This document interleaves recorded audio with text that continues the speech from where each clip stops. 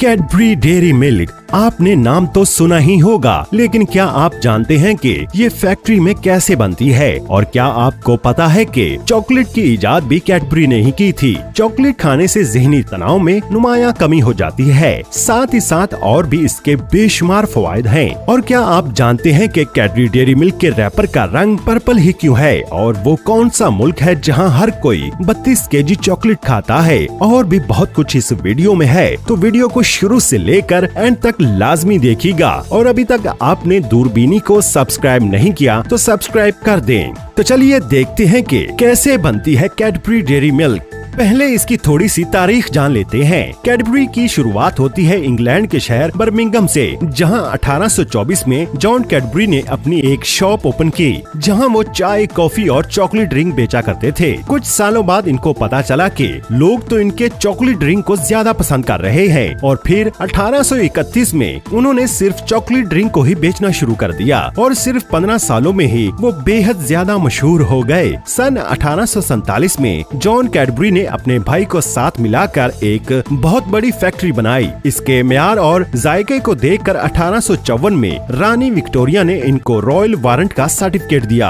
और रानी को ऑनर देने के लिए पहली बार पर्पल रंग के रैपर का इस्तेमाल किया गया, और रानी को पर्पल रंग के रैपर वाली चॉकलेट का गिफ्ट दिया गया। तब से लेकर आज तक कैडबरी डेयरी मिल्क के रैपर का रंग पर्पल ही है। चलिए अब जानते हैं कि आखिर फैक्ट्री में कैसे बनती है ये चॉकलेट। चॉकलेट की शुरुआत होती है एक फलदार दरख्त से, जिसको कोको ट्री कहते हैं। दरख्त से फल को तोड़कर एक जगह इकट्ठा कर लिया जाता है, फिर इनको तोड़कर इनके अंदर से सीड्स को निकाल लिया जाता है। बाद में इन सीड्स को 3 से 4 दिन तक धूप में सुखाया जाता है।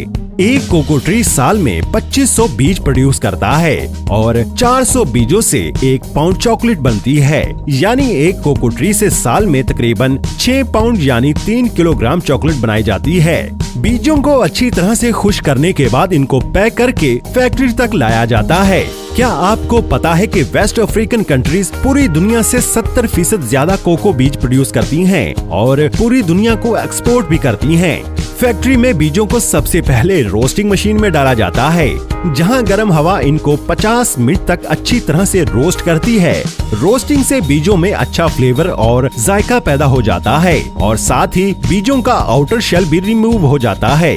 बाद में इनको एक एक्सट्रैक्टर से गुजारा जाता है। इस अमल को विनोइंग कहते हैं, जहां पर इनको एक वाइब्रेटिंग मशीन से गुजारा जाता है, और साथ ही हवा की मदद से छिलकों को अलग कर लिया जाता है। बाद में अलग किए गए बीजों को ग्राइंडिंग प्रोसेस से गुजारा जाता है, यहाँ पर बीजों को पीसकर थिक पेस्ट में बदल दिया जाता है। इस पेस्ट को कोको मास और कोको लिकर भी कहते हैं। बाद में इस लिकर को एक हाइड्रोलिक प्रेस से गुजारा जाता है, जहाँ पर लिकर से कोको बटर को अलग कर लिया जाता है, जिसको बाद में मिल्क और शुगर के साथ चॉकलेट बनाने के लिए डाला जाता है, और लिकर एक सूखी प्लेट जैसा हो जाता है। बाद में इसको पीसकर इसका पाउडर बना लिया जाता है। फिर इस पाउडर को कोको बटर के साथ एक खास मिकदार में मिलाया जाता है, और फिर इसे दुनिया भर की चॉकलेट फैक्ट्रीज में सप्लाई करने के लिए एक ड्रॉप डिपोस्टर मशीन की मदद से चोको चिप्स में तब्दील कर लिया जाता है।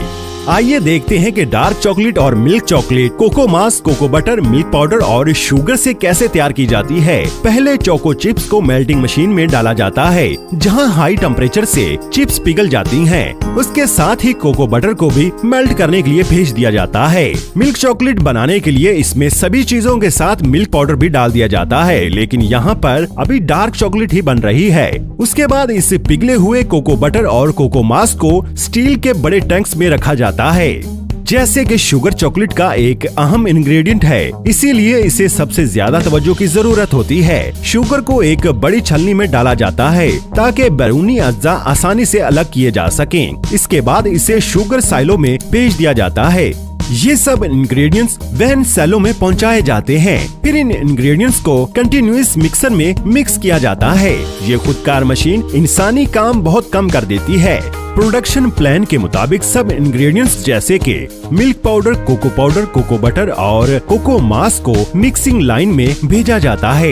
एक कंटिन्यूअस मिक्सर में ये सब इंग्रेडिएंट्स मिक्स करने के बाद अब ये तैयार हैं। जैसे कि डार्क चॉकलेट में कोको मास, कोको बटर और शुगर को मिक्स किया जाता है। इंग्रेडिएंट्स को बेहतर तरीके से ब्लेंड करने के लिए मिक्सचर को सर्कुलर फिन से गुजारा जाता है, जो इन्हें मिक्स करके आगे भेज देता है। कन्वेयर पर बहते हुए मिक्सर पर नजर रखी जाती है। उसके बाद ये मिक्सचर एक और बफर टैंक में एक पंप के जरिए स्टोर किया जाता है। फिर ये मिक्सर रिफाइनिंग स्टेशन में भेजा जाता है। एक सिल्की और स्मूथ टेक्सचर बनाने के लिए रिफाइनिंग सबसे अहम मरहला होता है।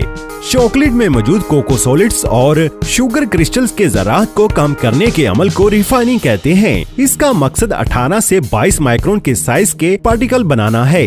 क्या आप जानते हैं कि 30 माइक्रोन पे हमारी ज़बान टेक्सचर और खुरखरेपन महसूस करने की सलाहियत खो देती है। ब्लेंड किए हुए मिक्सचर को 3 रिफाइनर के सेट से गुजारा जाता है। 2 roll refiner, 10 roll refiner, ball mills, जो कि चॉकलेट मास की बार बार रिफाइनिंग करने के लिए इस्तेमाल किए जाते हैं। ये प्रोसेस चॉकलेट मास को मतलूबा स्मूथनेस लेवल पे ले आता है। इस तमाम प्रोसेस में टेम्परेचर और मॉइस्चर को कंट्रोल रखा जाता है। इस ब्लेंड और रिफाइन किए हुए मिक्सर को एक वाइब्रेटिंग स्लीव रिफाइनर से गुजारा जाता है।